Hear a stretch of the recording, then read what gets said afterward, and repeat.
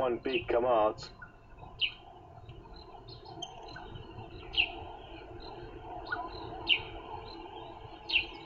Well, that was good. Now, what I want to see is if we can't get an angle on the African Harrier Hawk, which is just around this next corner. But what I'm going to do is I'm going to drive off-road here to try and get us an angle that prevents us having to go too close. It's a black-headed Oriole. It's a beautiful bird.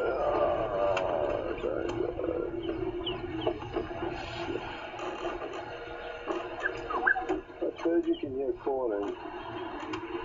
It's sitting up in the tree here, but I'm just going to try and get an angle in which you can see it, to show it to you. It's difficult to tie up the canopy. You can see in the top left there, Liam. Hope I can get there. Yeah, it's going to be tricky, but I think it's worth a try because it is. Okay.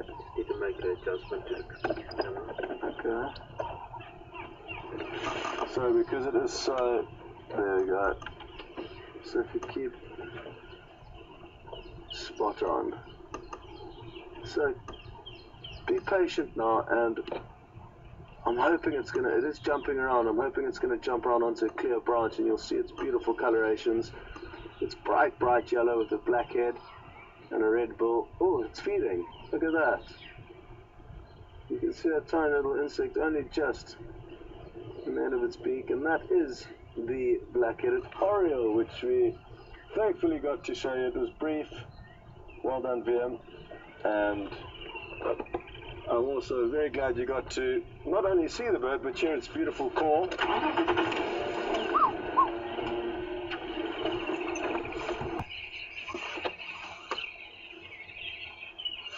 I'm finding them.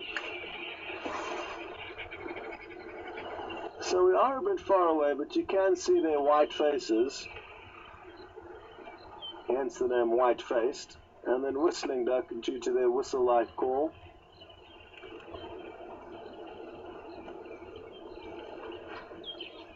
Wouldn't it be wonderful if they've planned, or if they do plan on establishing this as their new home?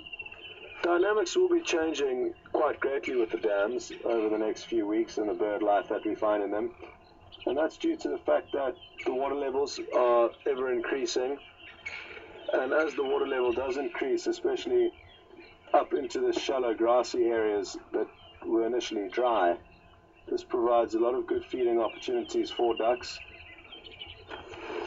And that is what they're doing right now. Looks like they're busy starting to feed in that grass, but difficult to see from here, so we'll continue, but we'll keep an eye on these whistling duck. The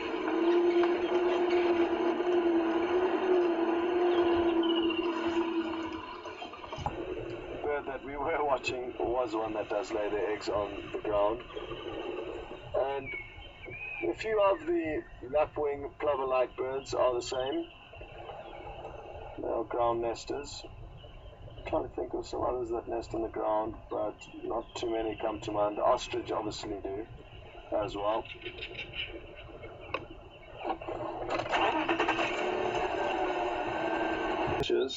Tilting its head from side to side, and sadly now it's just jumped into a very thick part of the... You saw a lesser spotted eagle now at Treehouse Dam, but that one getting a little bit difficult to see any white on the upper side of the tail.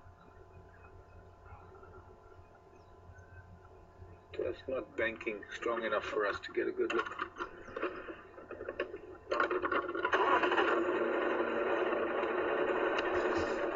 Facing north, so we're sort of at a 90 degree here, facing north, and at the top of this road facing north is where quarantine is.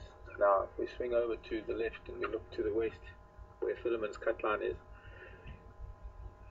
the wildebeest came sort of from far back on the left of the road, crossing diagonally to the right, and then that would have brought them through Rebecca's road, through this dip, Philemon's dip, and straight up.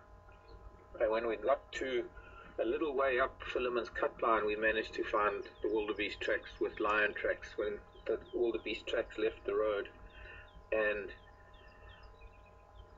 doubling back from where they crossed Rebecca's road, heading back towards that exact same place where we found the lion tracks, I got excited because there was a batelier sitting in a tree. I even said to Brian, that's where the kill is, I'm sure. And we drove around the dead tree, and we drove around quite a bit. Brian picked up a whiff of something, but we couldn't find anything. Grasses are very long. Expected that maybe if the lion had been there, they would have lifted their heads. So we did a little bit of a loop down onto Gowrie Main and then back towards Treehouse Dam. And on Gowrie Main, at the entrance to Little Gowrie, that's where we found the lion tracks crossing south onto Little Gowrie.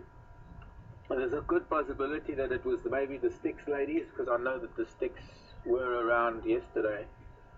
There looks like 2 females and a male, I might be wrong.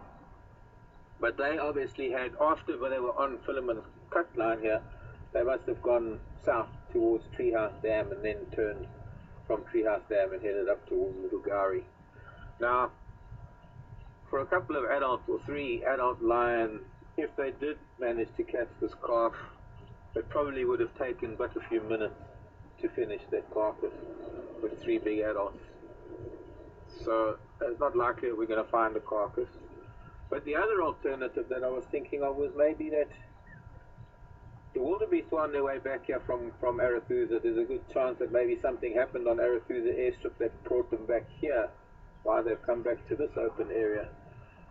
And that maybe the lion spooked them, and maybe, just maybe, little one got lost somewhere along the line having been spooked, and it's still somewhere in all of this push between Philemon's cut line and quarantine.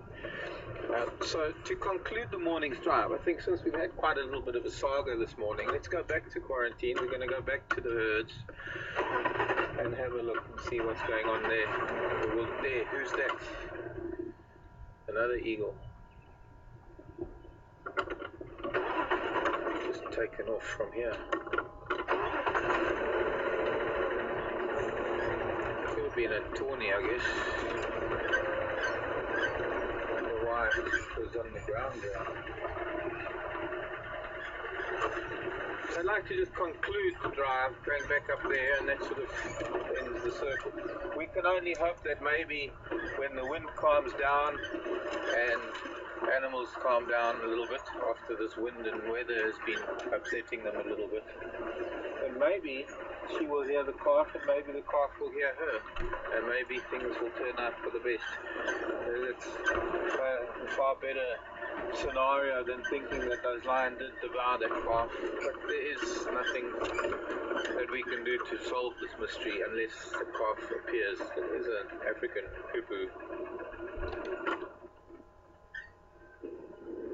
Boop, boop. Boop, boop. Bye-bye.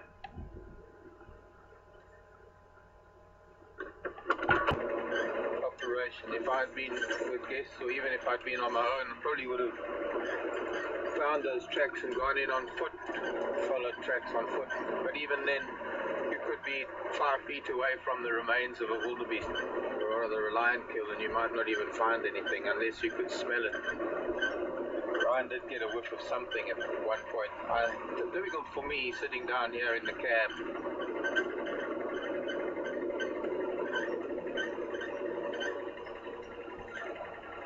Look who's there. The Wendy. Wendy can go that way, we'll go this way.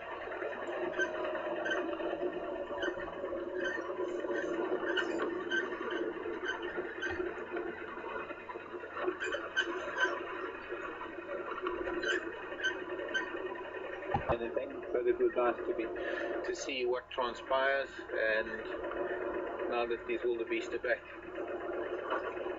I guess a little unfortunate that it happens to be that one female wildebeest that is so distinct, and the fact that she was one of the ones that was the first birth to be seen on WildEarth, and in fact the first birth that Brian saw. So we'll catch up with them later and see what's going on. Thank you very much for joining us this morning and all the questions that came in. Thanks Brian and Tom. And of course, thanks to the rest of the crew. This is WildEarth. Coming to you from Zuma Game Reserve. Goodbye. Sleep well. Sweet dreams. Love you lots. Bye.